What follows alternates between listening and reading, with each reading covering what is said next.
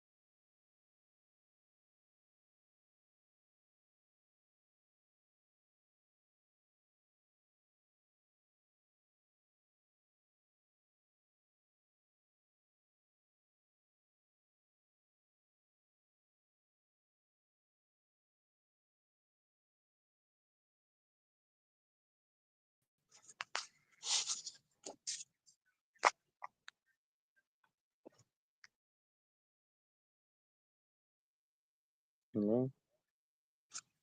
So this first one's 10 minutes.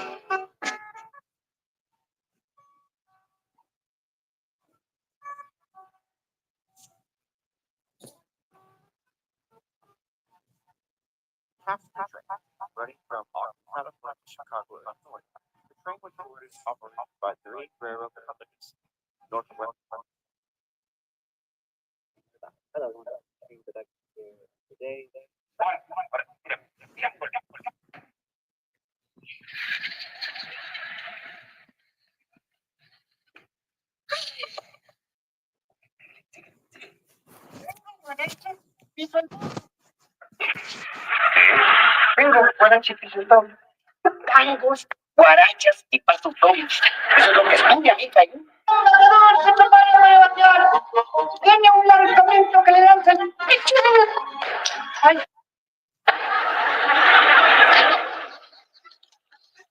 Tenía que ser el llamo del 8.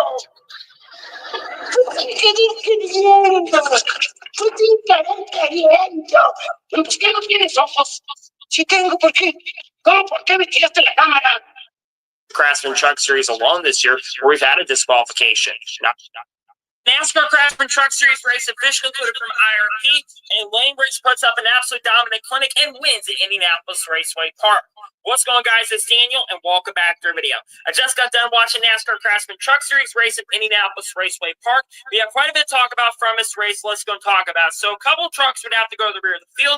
That means Stuart Friesen and Frankie Muniz for unapproved adjustments. There was no qualifying for the race, so it was started by the metric that they had set up going into the weekend, so everyone would start in the owner's points position.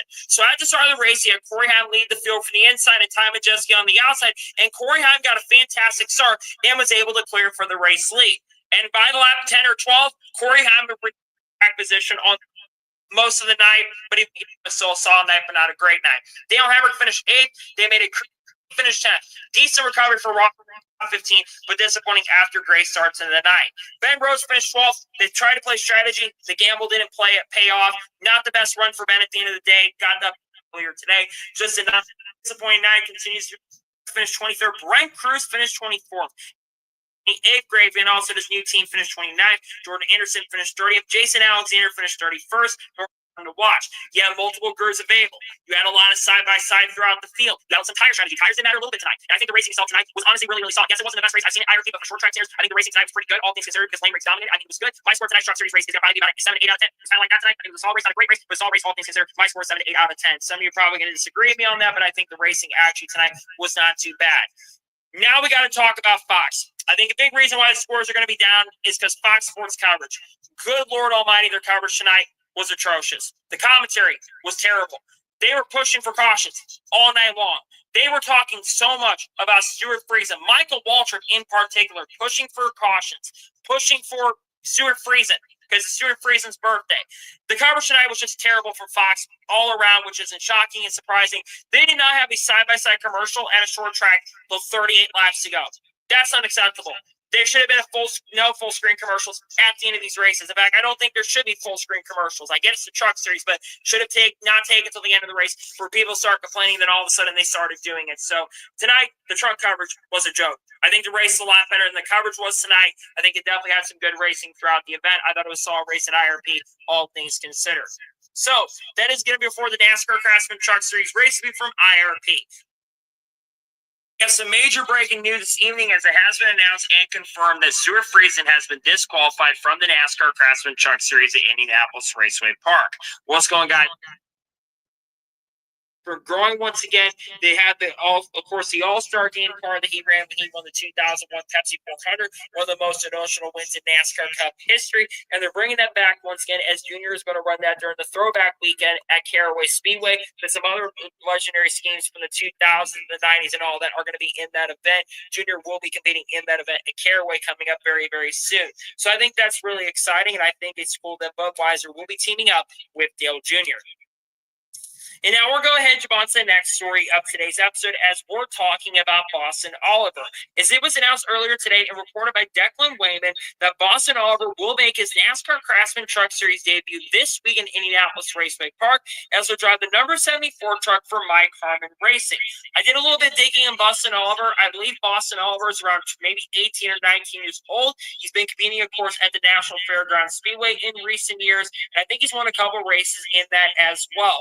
I'm not sure how Boston's going to do. This truck does have to qualify in on speed. It was only running one race so far this year, and I don't realistically see this truck being a major factor to make the event. I don't remember how many trucks are going to be running this week in IRP, so if there are 35 trucks showing up, he should be able to make it in with no issues and no problems. I think he's going to have a solid opportunity here. We'll see how he does, and we'll see if Boston Oliver can have a good run. I like to see this truck run well. I don't expect it to be. Guys, so we'll see you at night.